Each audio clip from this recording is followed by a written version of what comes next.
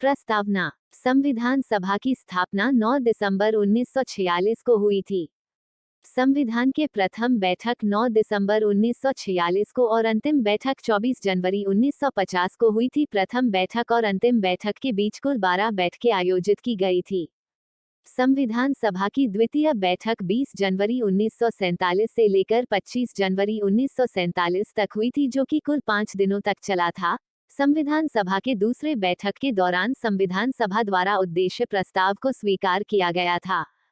संविधान सभा के प्रथम बैठक में पंडित जवाहरलाल नेहरू द्वारा 13 दिसंबर 1946 को उद्देश्य प्रस्ताव रखा गया था और यही उद्देश्य प्रस्ताव संविधान सभा के द्वितीय बैठक के दौरान 22 जनवरी 1947 को स्वीकार कर लिया गया और यही उद्देश्य प्रस्ताव बाद में जाकर प्रस्तावना बना।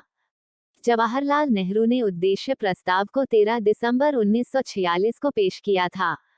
प्रस्तावना पर कुल 4 देशों का प्रभाव है: अमेरिका, ऑस्ट्रेलिया, फ्रांस और रूस। अमेरिका विश्व का प्रथम देश है जिसने सर्वप्रथम प्रस्तावना को स्वीकार किया था।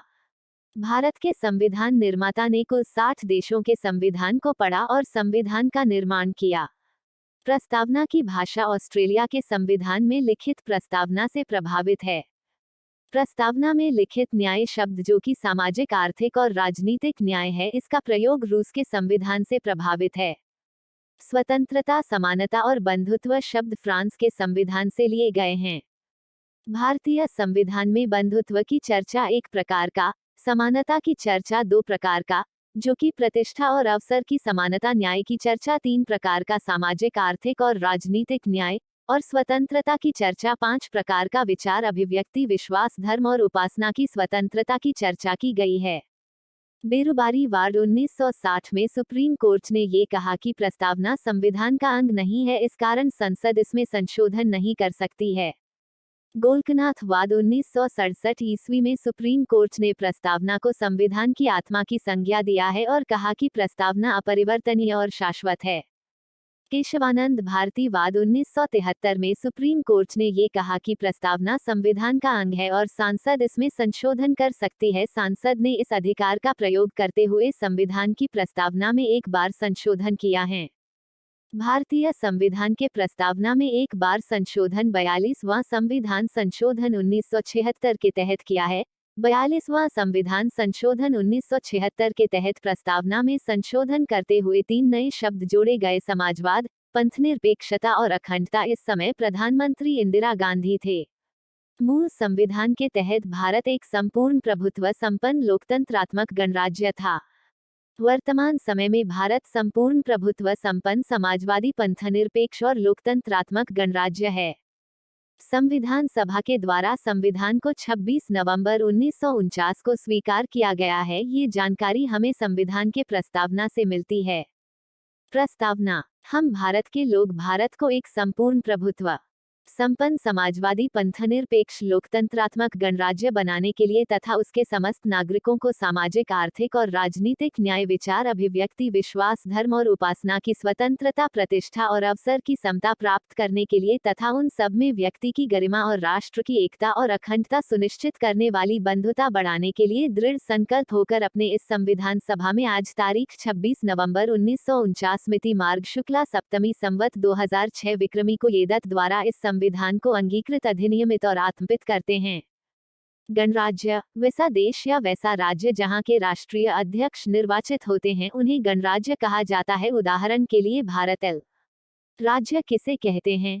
वैसी संस्था जिसमें निम्न 4 तत्व है गुण मौजूद होते हैं राज्य कहलाता है: क्षेत्रफल, जनसंख्या, सरकार, संप्रभुत्व, संपन्नता। उदाहरण के लिए भारत, बिहार, उड़ीसा इत्यादि। लोकतंत्र। ग्रीक शब्द डेमोक्रेसी से बना है।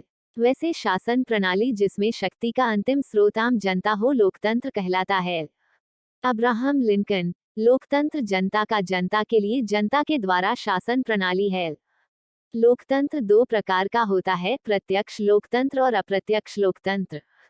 प्रत्यक्ष लोकतंत्र वैसी शासन प्रणाली जिसमें कानून निर्माण और शासन प्रशासन में आम जनता की प्रत्यक्ष भागीदारी हो प्रत्यक्ष लोकतंत्र कहलाता है। उदाहरण के लिए स्विट्जरलैंड।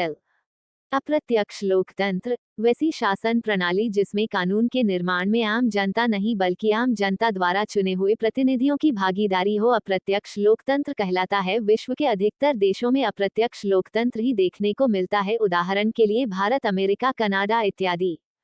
भारत पंथनिरपेक्ष राष्ट्र कब बना? 1977। पंथनिरपेक्षता वैसे राष्ट्र जहां की सरकार का अपना कोई धर्म ना हो अथवा धार्मिक मामलों में सरकार तटस्थ रहता हो, अथवा जिस राष्ट्र में सभी धर्म के लोग आपस में मिलजुल कर आते हो, पंथनिरपेक्ष राष्ट्र कहलाता है। भारत संवैधानिक रूप से पंथनिरपेक्ष राष्ट्र 3 जनवरी 1977 को हुआ। भारत में लोकतांत्रिक समाजवाद है। प्रभुत्व संपन्न वैसे देश या वैसे राष्ट्र जिसके नीति निर्माण में किसी दूसरे देश का बाह्य हस्तक्षेप नहीं होता है, प्रभुत्व संपन्न राष्ट्र कहलाता है। भारत 15 अगस्त 1947 के बाद प्रभुत्व संपन्न राष्ट्र बना। प्रस्तावना को लेकर विद्वानों के द्वारा प्रकट किए गए विचार। N.A. पालकी वाला प्रस्तावना को संविधान का परिचय पत्र बताया है। ठाकुर प्रसाद भार्गव संविधान का सबसे सम्मानित भाग बताया है। M. हिदायतुल्लाह प्रस्तावना की तुलना अमेरिकी स्वतंत्रता की घोषणा पत्र से किए हैं। अनेस्ट बरकार प्रस्तावना को कुंजी नोट कहा। सर अलादीन कृष्ण स्वामी अय्यर प्रस्तावना हमारे दीर्घकालिक सपनों का विचार है। K.M. मुंशी प्रस्तावना हमारे संप्रभु लोकतांत्रिक गणराज्य का भविष्य है। B.R. अम्बेडकर संविधान को एक पवित्र दस्तावेज की संज्ञा दी। प्रस्तावना में संशोधन सरदार स्वर्ण सिंह समिति की अनुशंसा पर किया गया था।